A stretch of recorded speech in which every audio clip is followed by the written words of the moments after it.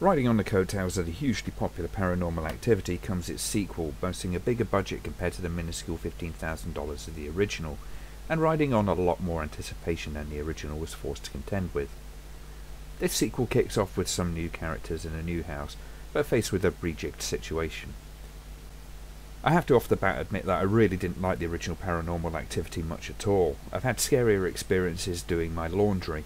The problem with the original was, for me at least, that it was, for the lack of a better description, all foreplay, no orgasm. Now this may sound weird coming from me, if you know what kind of films I like, and the fact that I love a good build-up.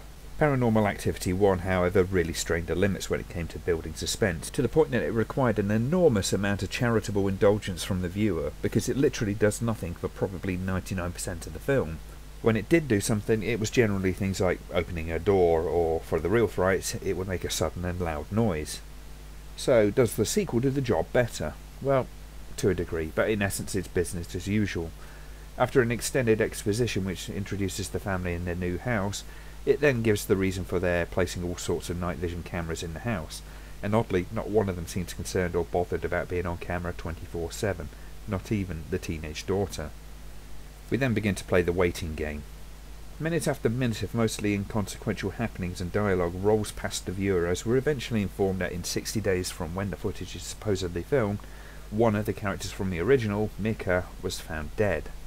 As with Paranormal Activity 1, there is so much superfluous home movie footage to get through, and yes, this is of course part of the format in that it's supposed to be home video footage, but wow, there's a lot to sit through before we get to anything even slightly important. Because of this, the pacing is cripplingly slow, which is made painfully obvious when we know that the finale of Paranormal Activity 1, which this film runs parallel to, is in 60 days. After an hour or so, we're not even halfway towards that date, at which point I'm looking at my watch and wondering exactly how long this film is going to be, especially since at this point all we've been treated to is a smattering of loud noises.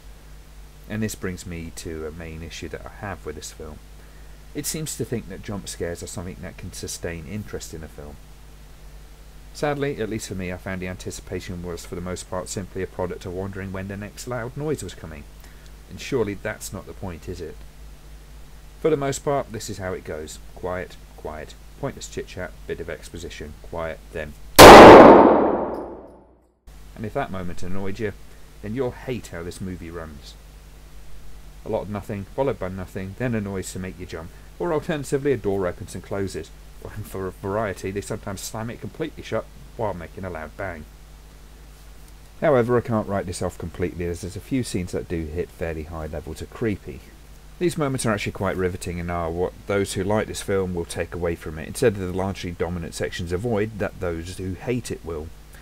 I won't elaborate on these scenes simply because, as far as I'm concerned, they're all that the film really has to offer, and it would be unfair to give spoilers given that.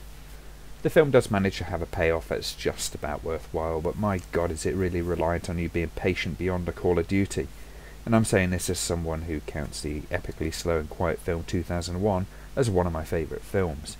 The story does tie in fairly well with the original, with characters from that being involved with it, and it sort of expands on the story somewhat, perhaps enough to keep fans of the original happy, but overall it's more of the same in a different location. I'm not convinced by the Paranormal Activity films, for one particular reason. While it can draw the audience in the first time around, I can't see it standing multiple viewings. That for me tends to indicate that the film has very little going for it. Once you know the shocks, the story really doesn't have that much to offer. It's all a bit obvious, and jump scares can only go so far. This said, of the two, it's the more involving for my money, though this is not really high praise given my opinion of the first one. If you like the first one, then you'll probably like this. If you hated the first one, then you're gonna likely hate this one.